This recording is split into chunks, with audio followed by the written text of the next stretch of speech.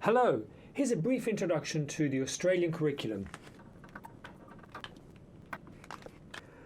So the Australian curriculum is overseen by the organisation ACARA, which stands for Australian Curriculum Assessment and Reporting Authorities, and it essentially stipulates what Australian students have to learn in schools all the way from foundation or reception or kindergarten up to year 10. It has a very specific structure. It's oriented around learning areas which are better known as subjects, and each of the learning areas is associated to a year level or a 2-year level band.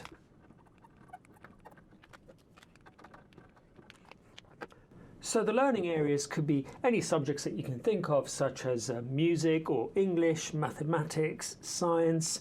Obviously it could be PE, any subject that you would customarily be expecting to be learning at school, and the year levels go all the way from foundation to year 10. Let's take as an example of this demonstration to see how the structure of the Australian curriculum works. Let's take year 8 and English. So every year level and every learning area of the Australian curriculum is separated into something called strands. So year 8 English has 3 strands as an example, and they are literacy, language and literature.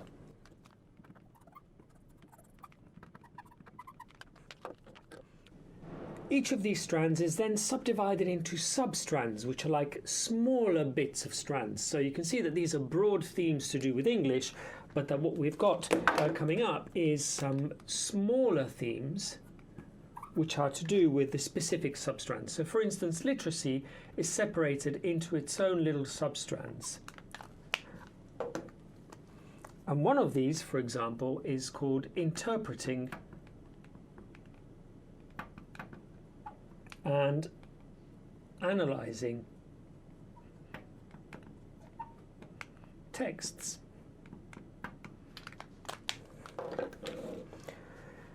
Within each substrand, there is further elaboration, which I'll explain to you right now. Within each substrand, you're likely to find a whole number of content descriptions, also known really as learning outcomes. And these content descriptions are tiny little bits of knowledge or skill that the students have to learn at a particular subject, a particular level, within a particular strand and within a particular substrand. An example of a content description for interpreting and analysing text, which, as a reminder, is a substrand, is coming up.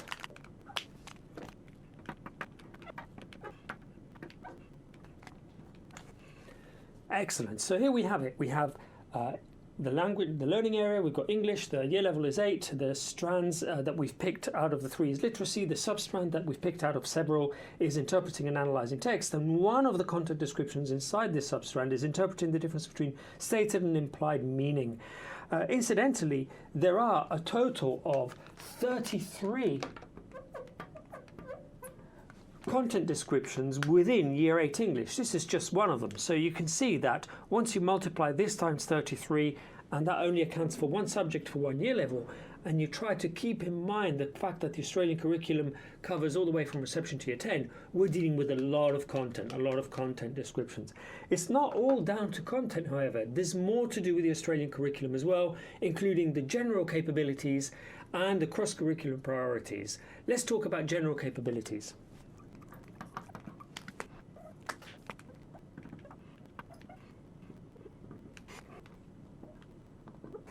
Okay, well, I love the general capabilities. I think they really are the core of what the curriculum is, or perhaps should be, about, even more so than the content.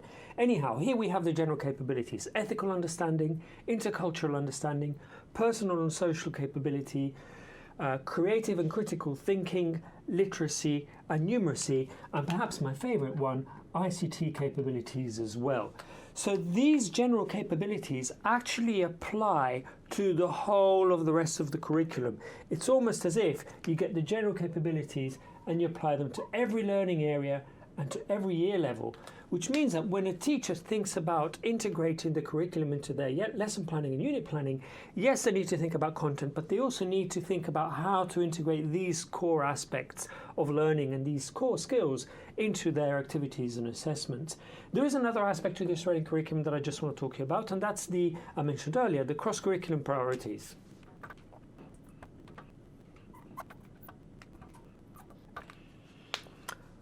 Okay, so 3 cross-curricular priorities. We have sustainability, and goodness don't we need that nowadays.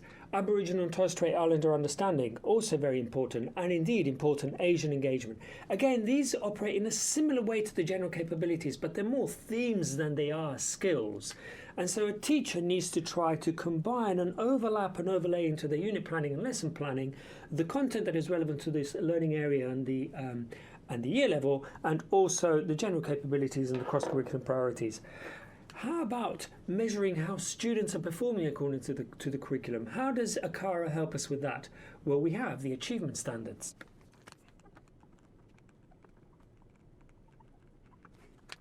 For every year level, ACARA offers us a statement, a series of paragraphs which describe at what level a student needs to be at in order to be on standard or on par for example, Year 8 English. That's called the achievement standard.